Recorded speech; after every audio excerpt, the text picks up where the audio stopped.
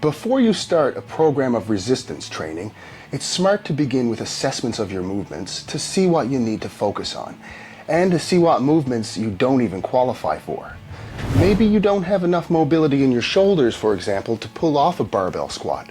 If you don't, then you shouldn't start with that. Maybe you should avoid overhead pressing, even until you've worked on your shoulder mobility. So like and subscribe so that you won't miss out on any of this great content. In a minute or two, I'm going to take Dee through a basic assessment and then show you some of the criteria that you need to look for to determine where you should start.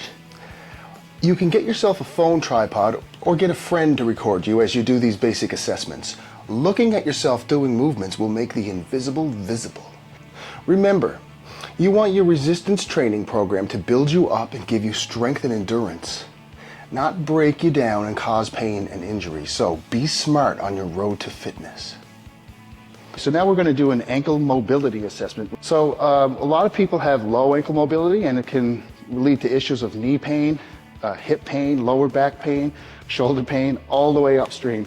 So I'm going to show you an assessment that you can do right at home and discover if you have low ankle mobility or if you have an imbalance from left to right. So you're going to put one toe right on the wall, and you're going to find you can probably touch your knee to the wall pretty easily with the heel remaining on the floor. Now some people can't even do this, so that would mean that your ankle mobility is really low. But we're going to find the point D. If you move your foot back a little bit, you can still touch that knee. Boom. Yeah, and we want to find the point where it just starts to rise up, like that's way off. So you're going to come in a little further.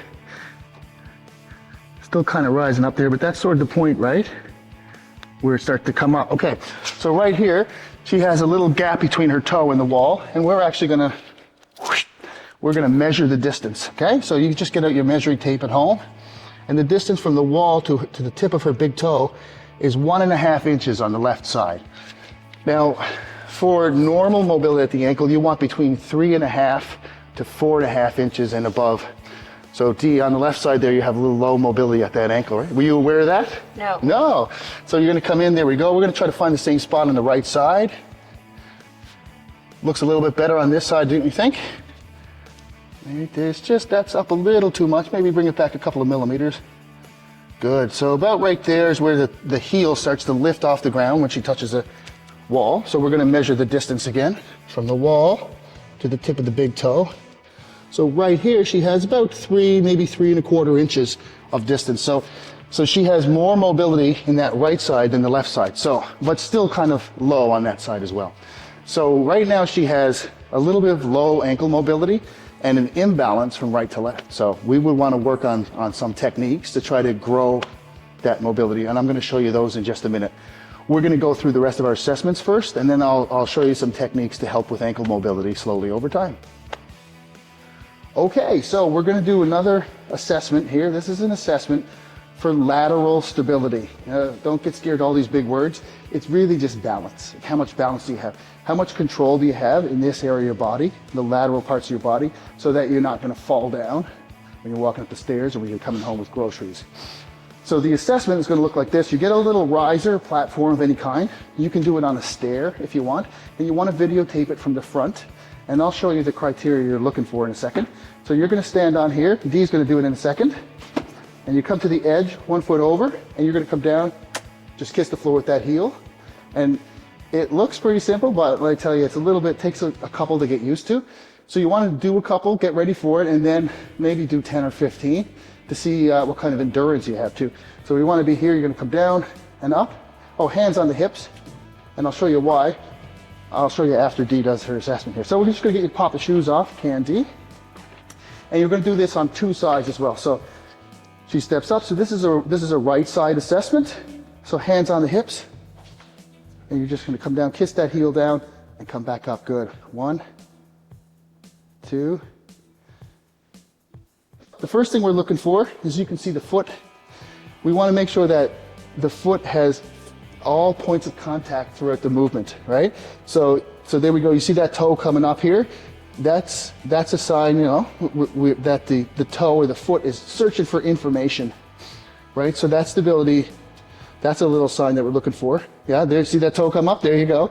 And that, if you don't have all points of contact of foot, then of course you're going to be at risk for falling. The second thing we're looking for, good job, you're doing great, is that this knee is tracking out over the foot when she comes down. So what we see, tracking out over the foot, which is hard. So we're going to see the knee come in over this way. Then that's going to be another thing that you're looking for. That knee should be tracked right out over the foot. That's a little bit better. Good. Secondly, we want to see neutral spine throughout. So that means that the person isn't caving in this way or going off to the side or leaning back too much. And Dee's got that down pretty good. And we want to see that they have balance throughout the movement so that they're not moving around and correcting too much, right? So again, if any of these points you don't have, it doesn't make you a bad person. It doesn't change anything about your personality. It just shows that your balance and your lateral stability is a little low, and it's something that you need to incorporate into your program. And we'll show you at least one technique or one exercise that you can do and incorporate into your program that's going to help you with that. And there's lots of them, but we'll show you one or two in just a minute.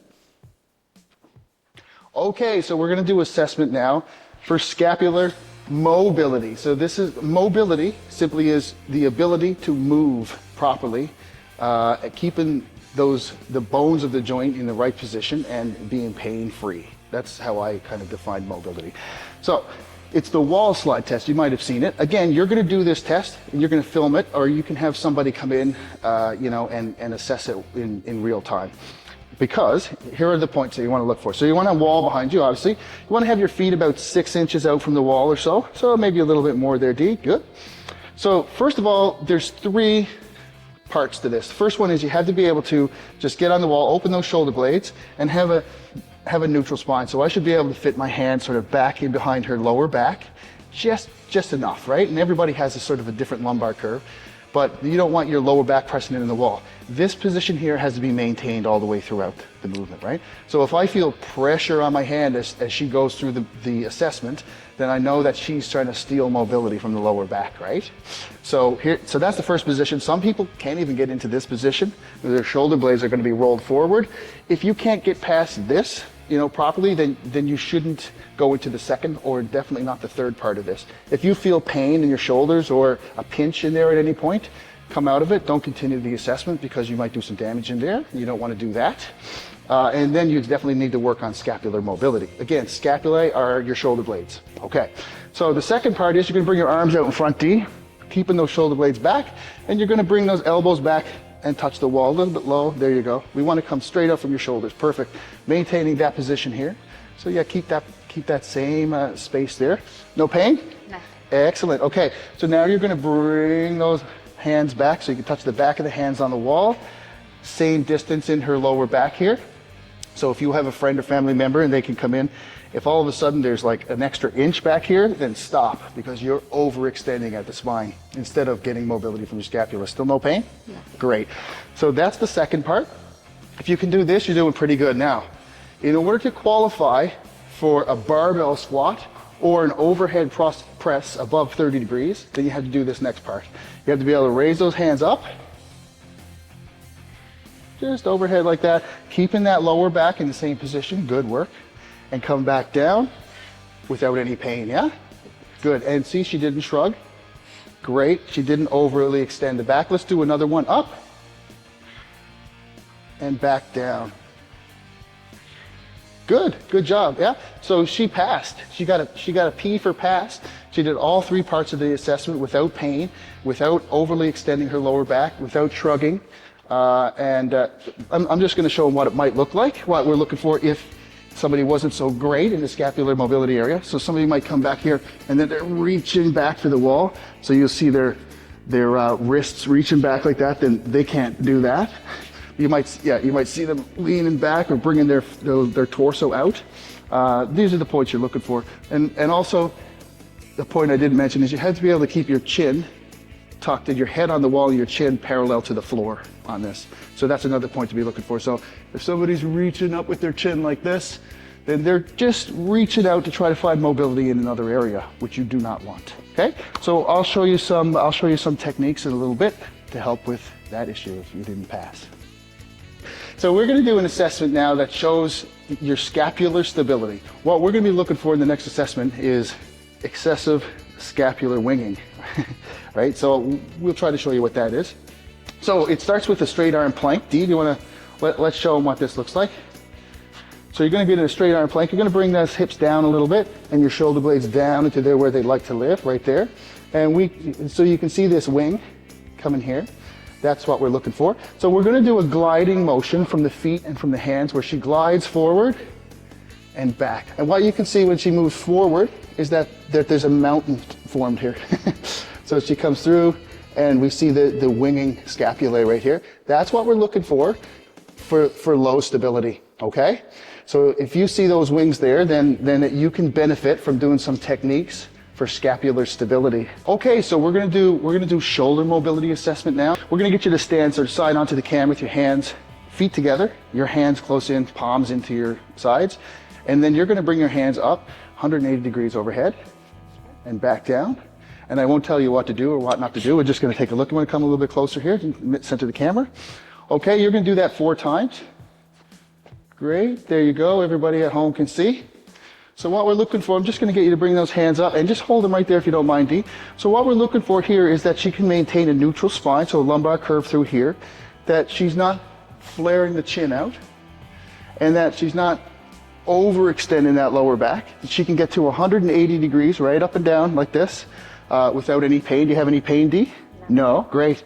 So if you see your back coming back, that means that you're not really moving your arms overhead, you're just leaning back. So you're borrowing mobility from that lower back area, and that's a pathology for lower back pain.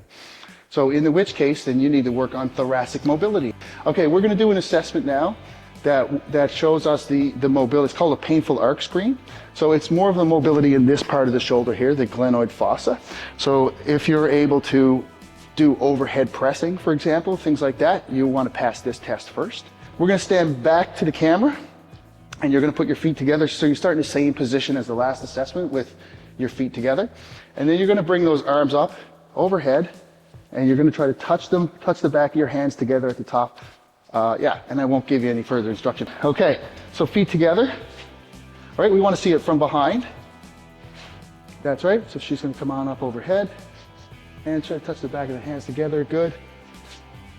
Okay, that's the first one. Again, you're gonna videotape yourself doing this and look at it later.